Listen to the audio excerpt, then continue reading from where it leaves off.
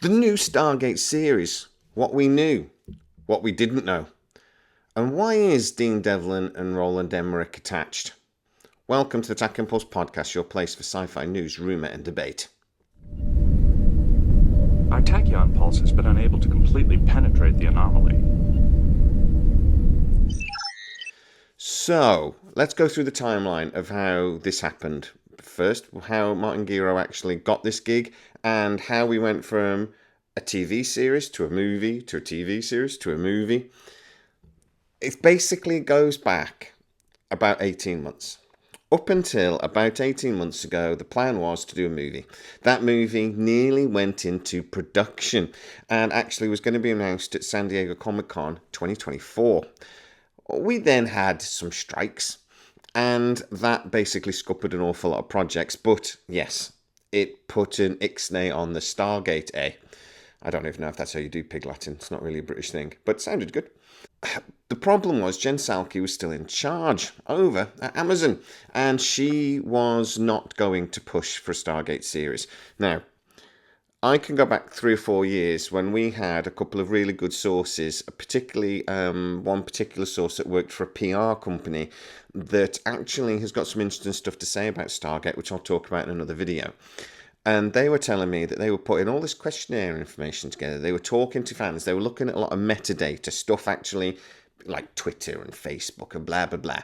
And all of the information they were putting together was saying that fans wanted a TV series. They wanted Brad Wright, etc. involved. And they actually didn't want 10 episodes.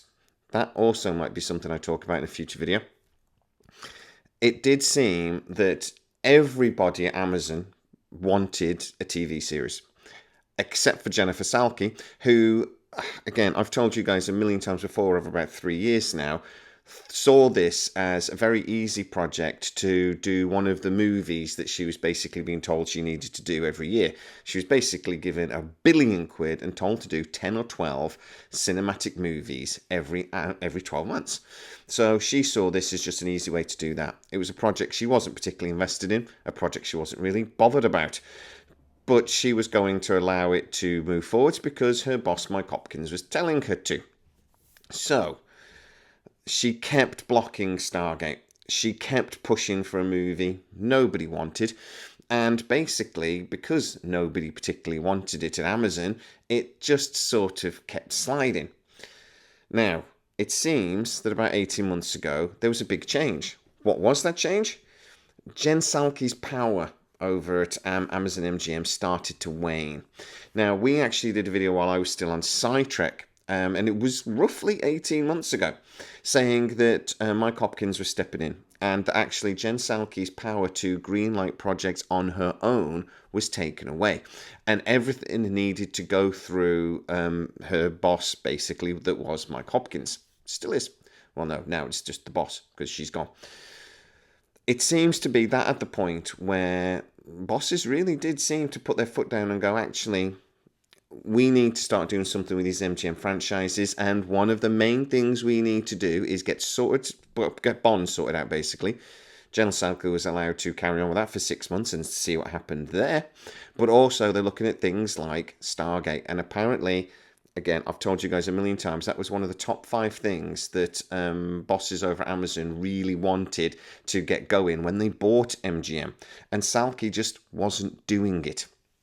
Now, this was around the time when Martin Gero sort of first got inclination from Amazon that they would like him to look at something. Now, I was still hearing rumours about a movie. And apparently that is still on the cards, and actually why Roland Emmerich and Dean Devlin are now involved. So, obviously they went over to Martin Gero, said, we'd love you to start developing a TV series, tell us what we're looking at. Now, we were hearing rumours of that, but we actually thought it might still be like Hawk Ostby and Mark Fergus that were involved in that, but as I kept saying to you guys, I couldn't knock it down, I couldn't sort of like nail it down who was doing it. But we were hearing rumours of somebody. Now, I'm not the only one that didn't know Martin Gero was doing it. No one knew. There were no rumours about this guy. Even like insiders that were talking to sort of Dial Gate and Gateworld and stuff had no clue. So They really did a very good job keeping it locked down. But we did hear some stuff. We heard that it was going to be a standalone project, that it would be a continuation still. That was always Amazon's plan, that it would be announced by Christmas. I don't think anyone else was talking about that, and we've been talking about it all year. A couple of other little bits and bobs that we were sort of picking up along the way, but not the big stuff. We didn't know Brad Wright. We didn't know that Martin Gero. We didn't know Joseph Malozzi and all these things, obviously. But we seem to get everything else about right. But we kept hearing movie. Now, 8 weeks ago was the first time I did a video seriously saying this is going to be a series. Now, it seems to have flipped. They got a new head of TV. He's been told, crack on with this. But we were still hearing movie. Why? It seems, but though, it's still on the cards. That actually, this is more than just the series that's been announced. Now, there have been some hints. A couple of things Martin Gero and a couple of others have said, Brad Wright and Joseph Malozzi have sort of said that this is not just a one-hit thing, that they're actually looking at more than just this one series. Now, it hasn't been said directly, but it's been hinted a couple of times. A couple of things I just want to say about Amazon before I get back to this movie idea and why Emmerich and Devlin are involved. Amazon don't tend to just sign off on sort of one thing. They don't tend to just say, okay, well, let's give us 10 episodes of that. They tend to sort of go, give us at least 2 or 3 seasons of something. They greenlight things quite early on. There's actually financial reasons why they do that, because a lot of the cost of setting up a new series is actually at the front end. It's building sets, it's doing all this sort of thing. So if you actually order 2 seasons over, say, 2 to 3 years, which is, again, quite common in the last few years, you get to spread a lot of that cost out. It looks good on the balance sheets. So actually, a lot of studios are kind of doing that, but Amazon do that quite a bit. The other thing is, Amazon do tend to, once they decide to do something, actually tend to follow through. Rings of Power, anyone?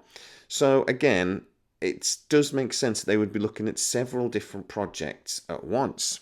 But what other rumours have we heard that actually turn out, that in the long run might turn out to be true? Animated SGU? Fans desperately want, actually it's a bit of a 50-50 thing. Some fans desperately want a conclusion to Stargate Universe, and other fans really don't care and blame Stargate Universe for Stargate in the first place, which isn't fair, it's all to do with MGM, but there is a division there between fans. I've said to you, though, I heard rumours ages ago that they were looking at doing this in an animated movie. That's still very possible, and I heard only recently that that was still a possibility. The thing is, Stargate is being treated by Amazon like they do everything else, and they look at it in a multi-format way. They don't just look at it as a TV series, they're always looking at what else can we do. And over the last few years, we've seen them doing that with Stargate. We've seen games, we've seen comics, we've seen them, getting a load of Lego models and stuff. That was because they were continually trying to keep the momentum of Stargate going, because they were planning to do the movie and then a series. Now, thankfully, 18 months ago, that did change. But Roland Emmerich and Dean Devlin were never executive producers on SG-1, SG-A, and SG-U. Brad Wright, etc., approached them and said, would you like to be involved? He considered it almost like a sign of respect, but they declined. A couple of years ago, Roland Emmerich actually did an interview, and he said, I'm not going to be getting involved in any Stargate reboot because Amazon only seem to care about the TV audience. They don't seem to care about the cinematic audience. So why have all of a sudden they've signed on? There are a couple of reasons, but the big one I think is related to these movie rumours. But financially, and from a contractual point of view, it does make sense to get all these people involved. We've heard from a couple of different people, Roland Emmerich included actually, that the IP for Stargate is a bit of a mess. There are lots of fingers in that pie.